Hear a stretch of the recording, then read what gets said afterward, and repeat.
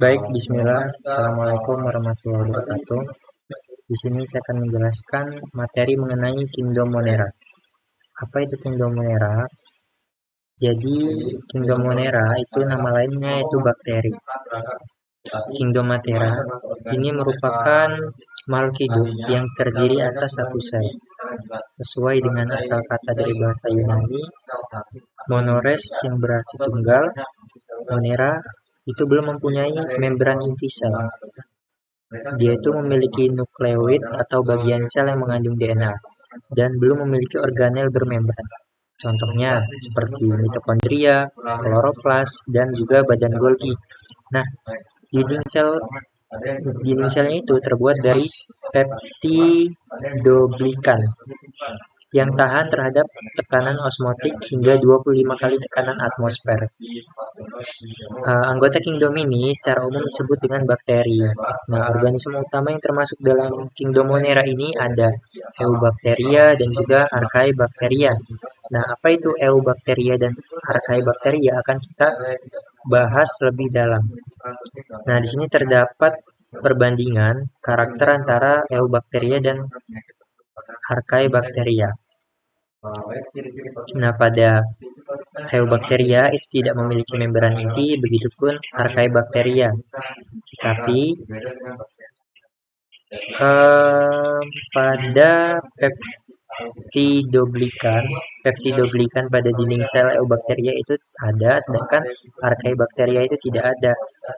Nah, kemudian sensitivitas antibiotik pada Eubacteria itu pertumbuhannya dihambat oleh streptomycin dan juga chloromapenicol. Sedangkan pada Archaebacteria itu sensitivitas antibiotiknya tidak terhambat oleh antibiotik tersebut.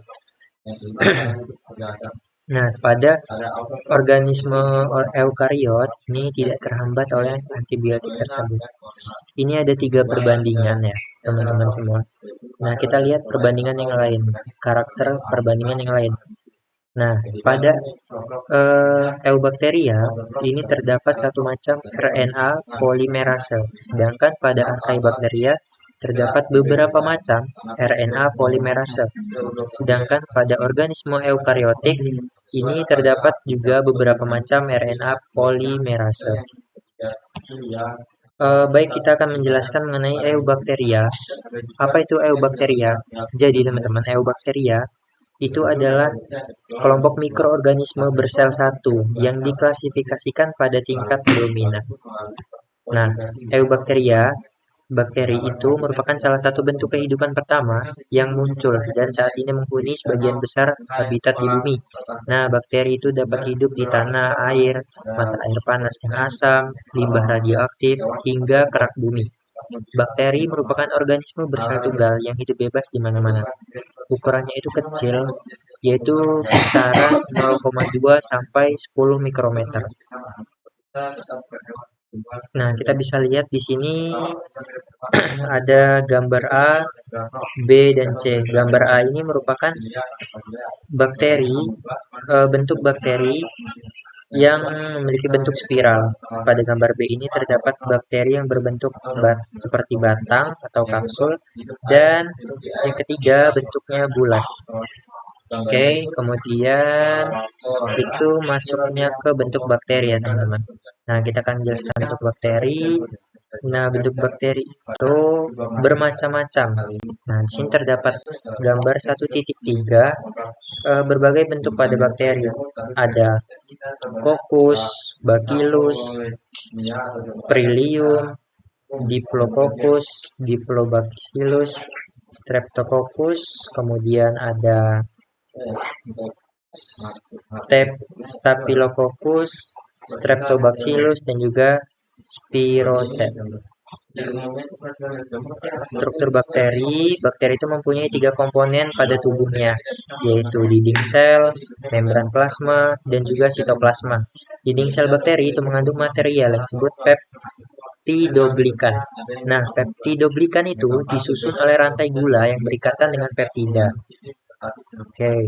Nah, jenis bakteri berlendir ini menyebabkan dental plaque atau plak gigi. Nah, beberapa bakteri itu memiliki semacam rambut halus di sekujur tubuhnya yang disebut pili atau pilus. Nah, seperti ini ya, kita lihat ada bulu-bulu halus yang disebut pili.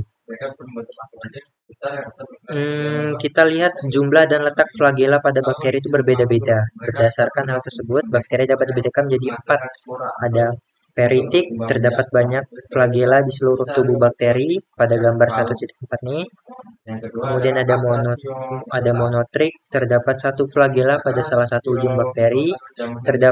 Kemudian ada jenis amfitrik, terdapat flagela satu ataupun banyak pada kedua ujung bakteri. Dan yang terakhir ada Lovotrik, terdapat banyak flagela pada salah satu ujung bakteri. Oke, kita lanjut ke reproduksi bakteri. Sebagian besar bakteri itu melakukan reproduksi aseksual melalui proses pembelahan sederhana yang disebut pembelahan binar. Proses ini mampu memproduksi salinan genetik dari sel induk secara tepat. Nah, pada kondisi ideal, bakteri itu dapat membelah 1 kali lipat dari 20 menit atau sekitar 1 dikali 1021 anakan baru setiap harinya. Nah, reproduksi yang cepat ini memungkinkan bakteri itu dapat terus berkembang biak menjadi sangat banyak dalam lingkungan yang menguntungkan, seperti tempat berlumpur atau makanan yang lembab. Nah, kemudian ada yang kedua, Archaebacteria. Archaebacteria itu merupakan organisme yang menempati daerah yang ekstrim seperti sumber air, panas, dan air dengan kadar garam yang tinggi. Para ilmuwan mengelompokkan Archaebacteria ke dalam 3 kelompok, yaitu metanogenik, halofilik, dan juga thermofilik. Apa itu metanogenik? Metanogenik adalah kelompok Archaebacteria yang bersifat anaerobik dan kemosintetik. Bakteri ini memperoleh makanan dengan memproduksi CO2 menggunakan H2 menjadi metana. Dia itu hidup di rawa-rawa dan danau yang kekurangan oksigen karena konsumsi mikroorganisme lain. Kemudian yang kedua ada halofilik. Halofilik itu bakteri ini hidup pada lingkungan dengan kadar garam tinggi dan sebagian memerlukan kadar garam 10 kali lebih tinggi daripada air laut untuk dapat hidup. Nah, beberapa bakteri halofilik ini dapat berfotosintesis dan memiliki zat warna yang disebut bakteriorhodopsin. Dan yang terakhir yaitu ada thermofilik. Sesuai dengan namanya, termo itu artinya panas, filis itu artinya suka.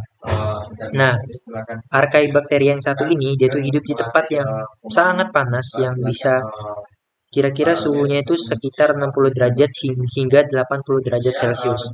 Beberapa bakteri termofilik ini mampu mengoksidasi sulfur seperti Sulfolugus yang hidup di mata air sulfur, bahkan beberapa spesies mampu hidup dekat permukaan dasar laut dengan suhu 105 derajat Celcius. Mungkin itu saja penjelasan saya mengenai Kingdomonera atau bakteri. Ini pada blog saya terdapat beberapa referensi lain yang dapat kalian akses. Ini saya cantumkan artikel, kemudian video YouTube, penjelasan, dan sekian. Terima kasih. Saya akhiri, wassalamualaikum warahmatullahi wabarakatuh.